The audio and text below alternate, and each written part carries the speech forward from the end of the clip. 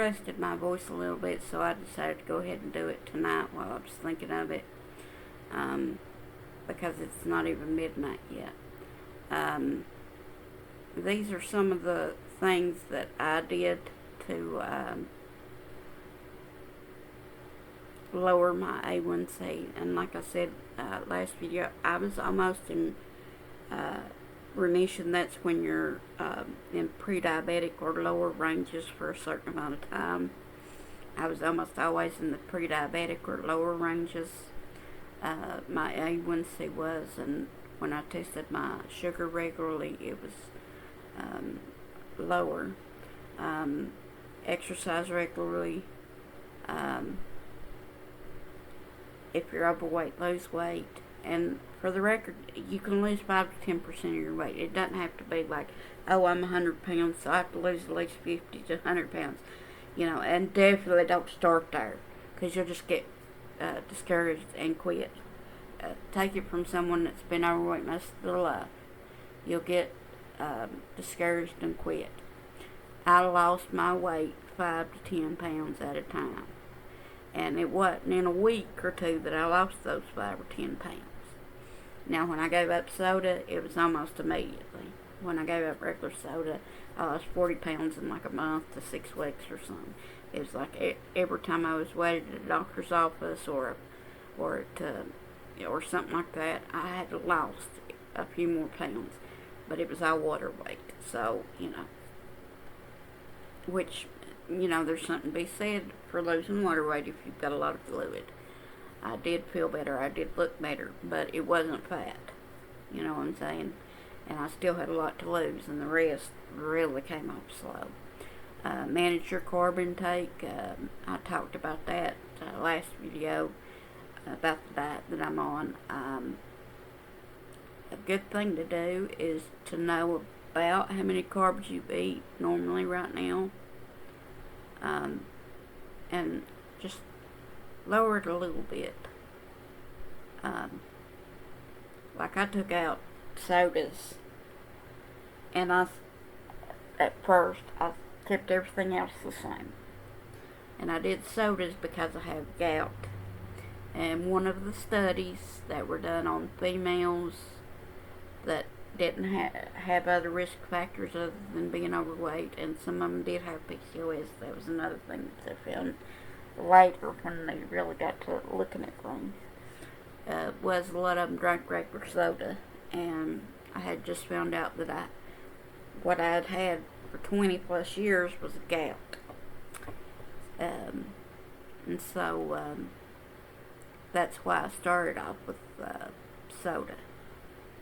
And I replaced it with water and flavor packets in the water, in some of the water.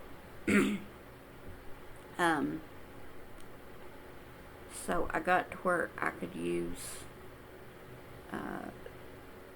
the carbs more because I was exercising more.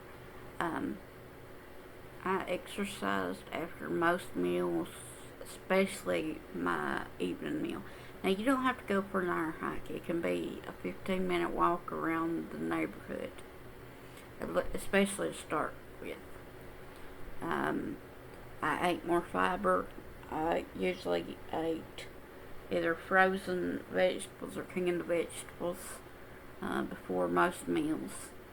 I do that sometimes now, and sometimes I replace the whole meal with a bag of mixed vegetables. And like I've mentioned last video, I might put a potato in there. Water, I drink a lot of water. Portion control. I noticed I wasn't as hungry though when I drank less soda. Another thing I did was, and I can't really do it right now, and I hate it, but I used to take a 5-minute walk before each meal. Well, every time I felt like I might be hungry, because I didn't know if it was emotional or if I was really hungry. And the deal I made with myself was if I took a few minutes walk, if I came back in and I was still hungry or I felt hungry a few minutes later, I would eat. But if I didn't, then it was boredom or something else, and that helped a lot. Um, at first, I did the low glycemic index thing, um, because a lot of things that are quote unquote high carb, like beans and stuff, can, and it depends a lot on the person.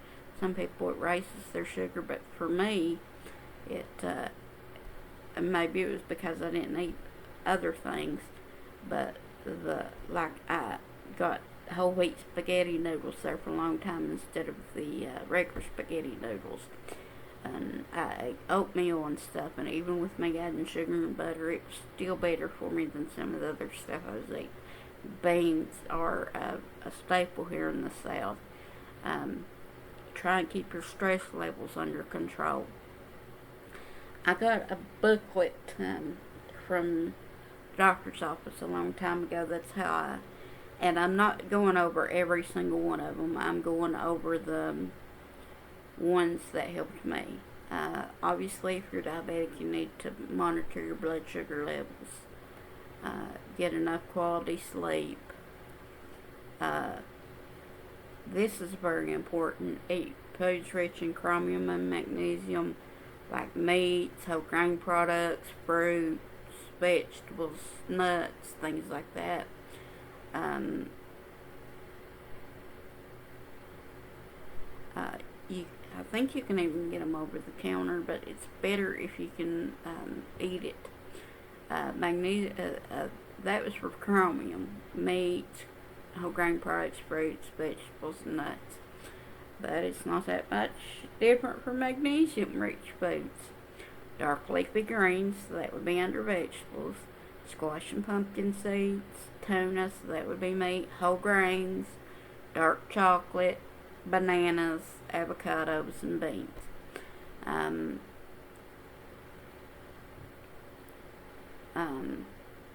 some of my friends, and it was listed in the booklet, have had good results with apple cider vinegar. My mom added cinnamon to stuff, and it seemed to improve her very bad blood sugar levels.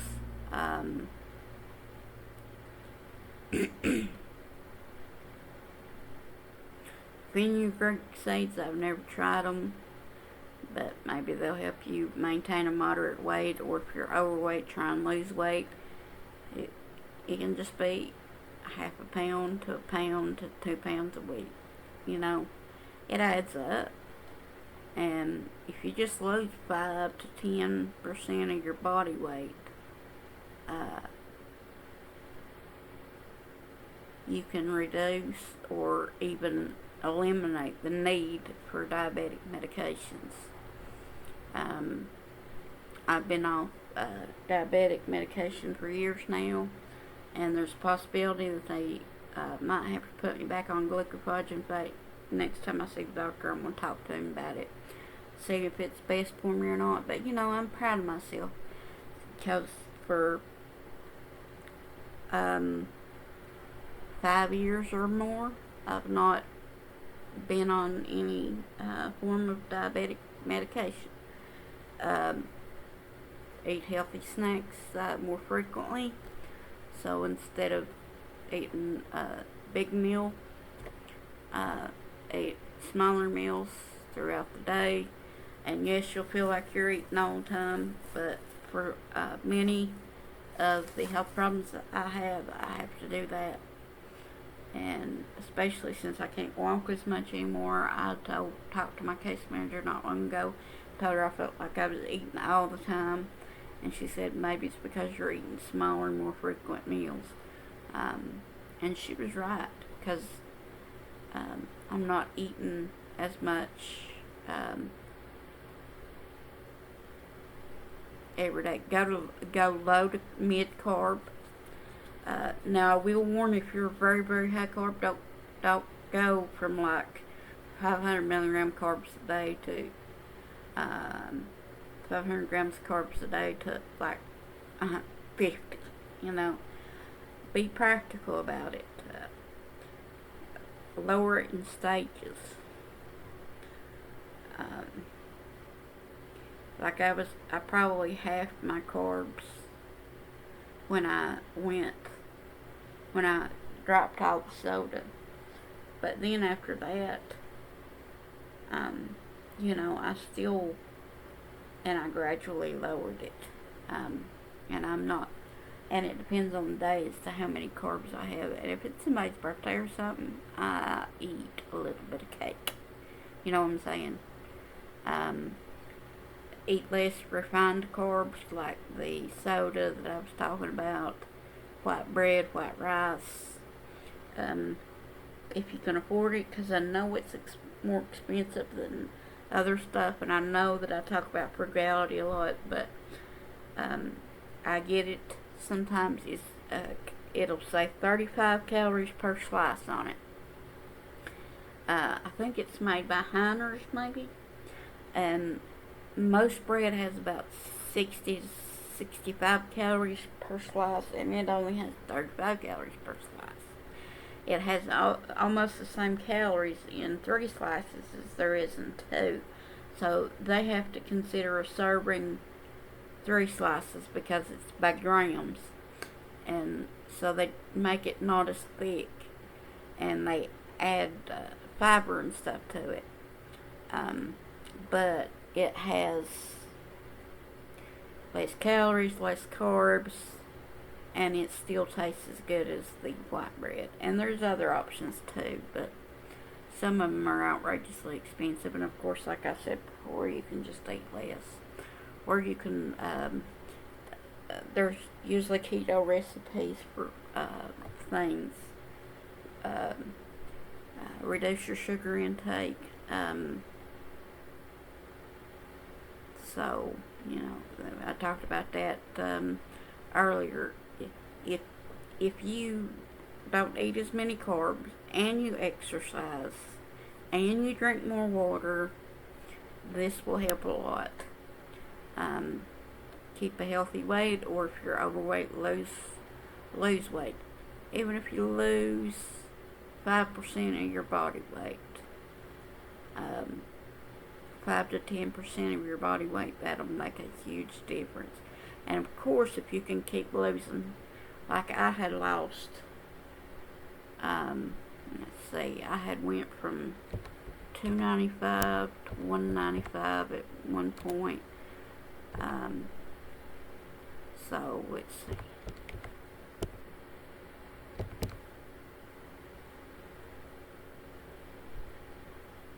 So I had lost about a third of my body weight, but I was pretty much not a diabetic. And keep in mind, I had a lot of weight to lose, so and even my lived weight, because part of that was when I was in the hospital, and so.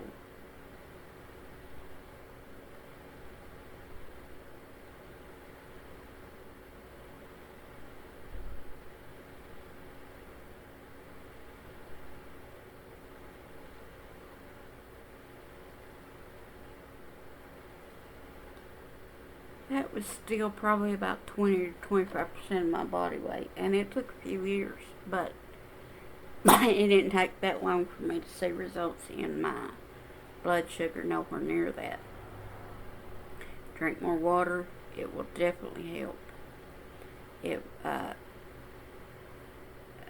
First of all, being dehydrated or not drinking enough water can lead to blood sugar spikes. Because of a hormone your body produces. It encourages your kidneys to retain fluid and stop the body from flushing out excess sugar in your urine. Your liver also releases more sugar into the bloodstream. If you drink a little bit more than 4 cups a day, 34 ounces, that's a little bit more than 4 cups a day, you're 21% less likely to develop high blood sugar than if you drink 16 ounces or less a day. So if you can drink 34 ounces or more, that's good. I drink about 8 to 12 cups a day, but you got to remember your height and your weight and all of that, and how much you exercise, because you can get overhydrated too. Most people are dehydrated, so, or hydrated just enough. So most people aren't overhydrated, but it can be done.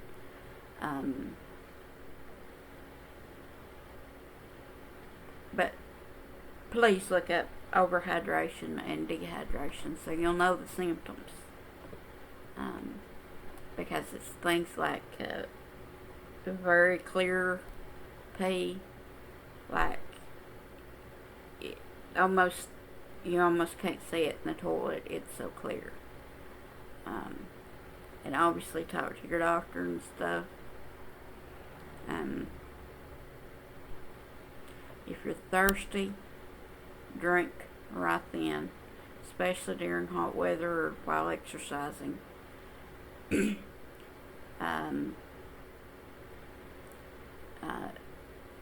Stay away from sugary juice or sodas if you need to.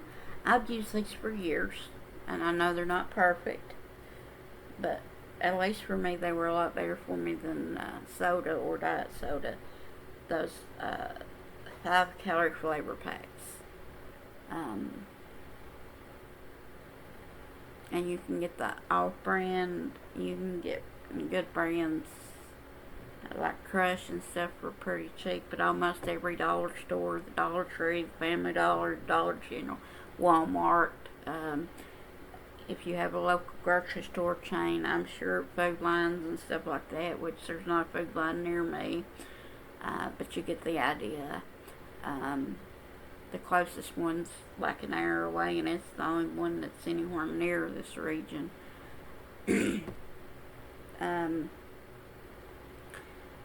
Like I said before, some people have had good results with apple cider vinegar. I'm not one of them, because I can't do that whole thing.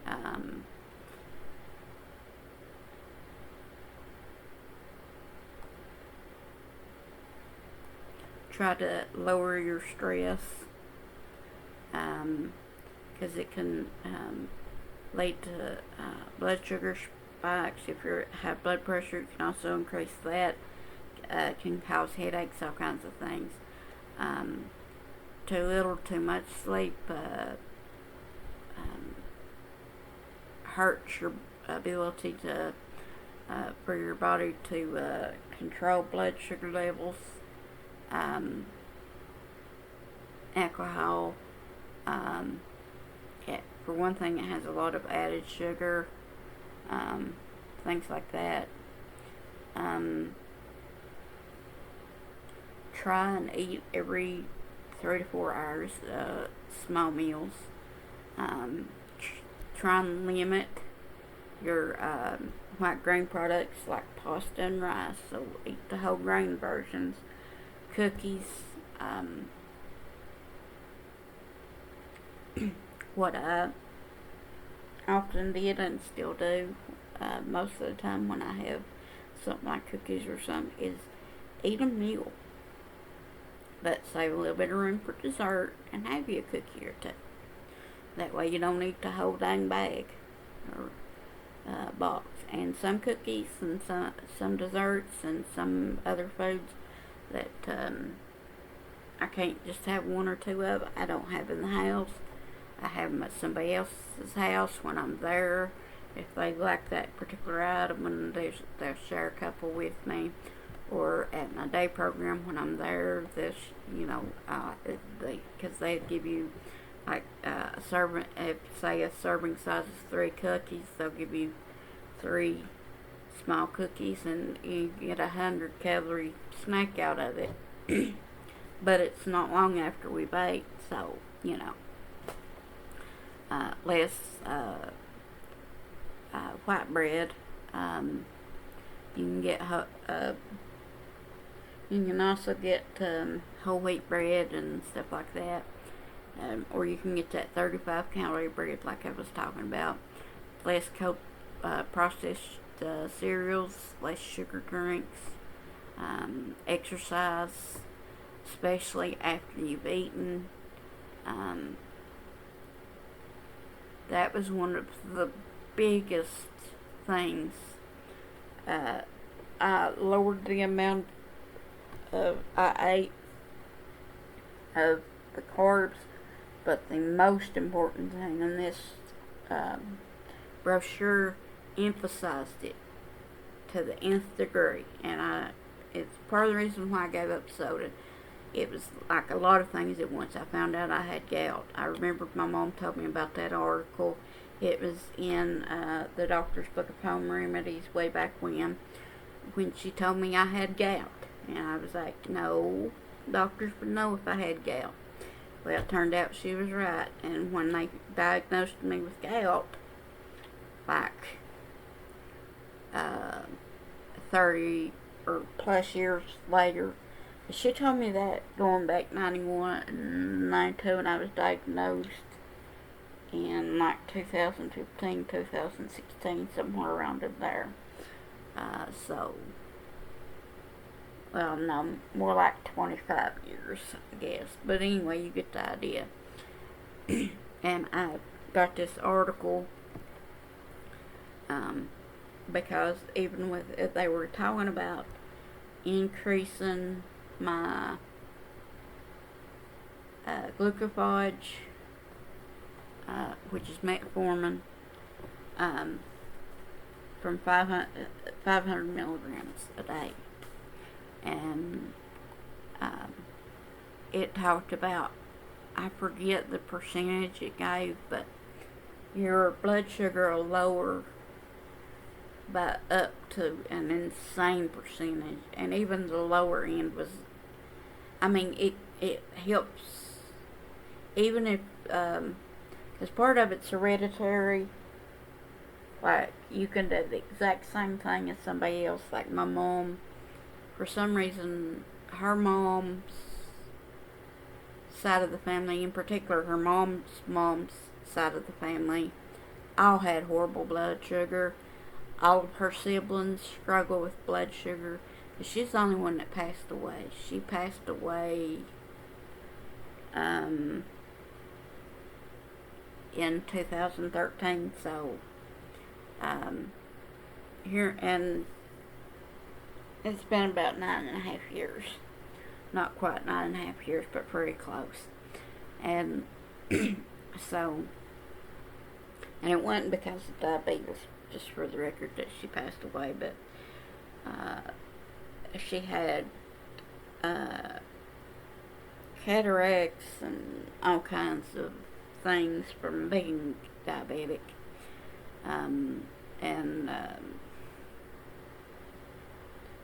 She had glaucoma and just all kinds of stuff.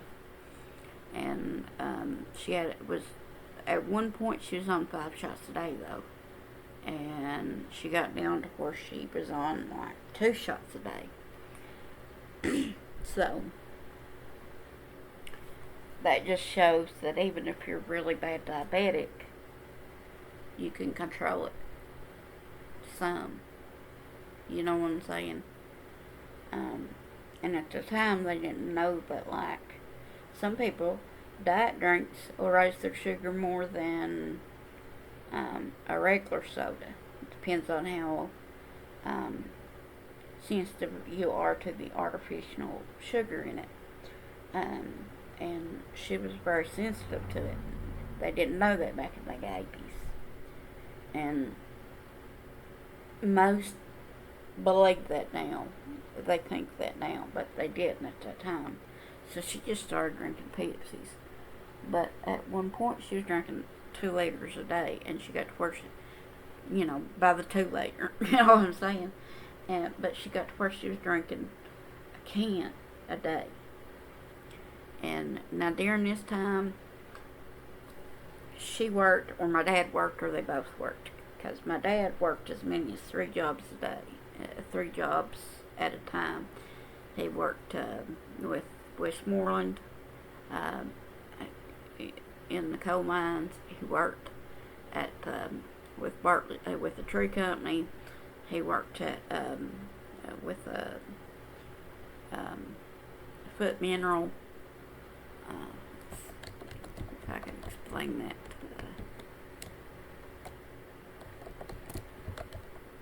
Foot Mineral Company. It's a chemical industry company, and there's quite a few of them in a few states around near where I live, and he worked at the local one at that time.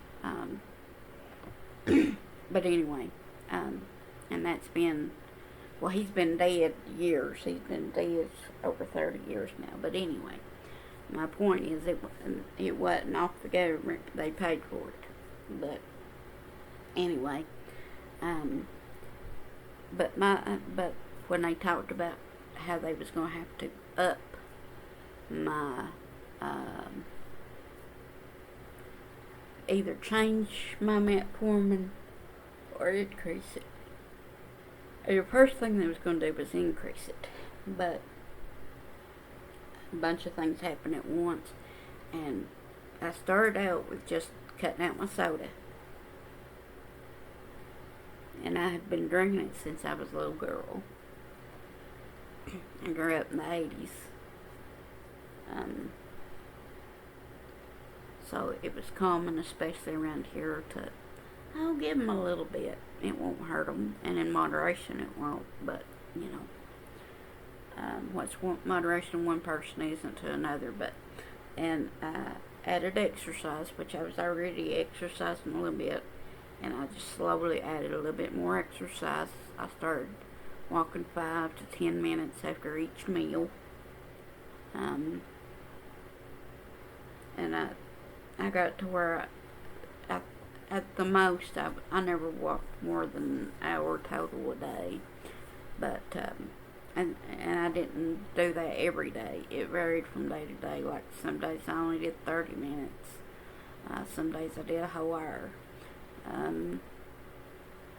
Sometimes I took 2 walks, sometimes I took 3. Occasionally I took 4. There was a few times I hardly took 1. That's just living life. But it helped me lose, if you can lose weight, if you're overweight, because that hurts your insulin resistance, and exercise after each meal, preferably after a meal, although any time would be great because it helps your body get rid of some of the blood sugar, but you'll get the most bang out of your buck if you can do is that what it is? Most bang for your buck? Yeah, most bang for your buck. Doing 5 to, doing it right after you eat, or soon thereafter, within 30 minutes to an hour. Definitely within an hour, preferably within 30 minutes. If you can, don't eat it late at night, but just those 2 tips. Just don't eat, exercise after you eat and lose weight. You can do it however you do it. I'll be honest, with me it's 50-50. Part of it's I eat better and part of it's I exercise more. But however you lose weight, losing the weight will help your body with the insulin resistance, because your body doesn't release as much insulin. Exercising, because that will get rid of some of the amount of insulin that your body is giving. Now remember, you need some insulin. That's why type 1 diabetics have to have shots every day, and some of them have to wear those things on their stomach, and it just does it itself, you know. It's because you need some insulin. It's just that you're getting too much. So, so I went from, they was thinking they was going to have to increase my medicine to actually being taken off of it, and I haven't had to be put back on it. And a few times ago he mentioned maybe putting me back on it. We'd see how I felt about it. And I don't know how I feel about it because the numbers have went up some. But anyway, I just wanted to give people hope.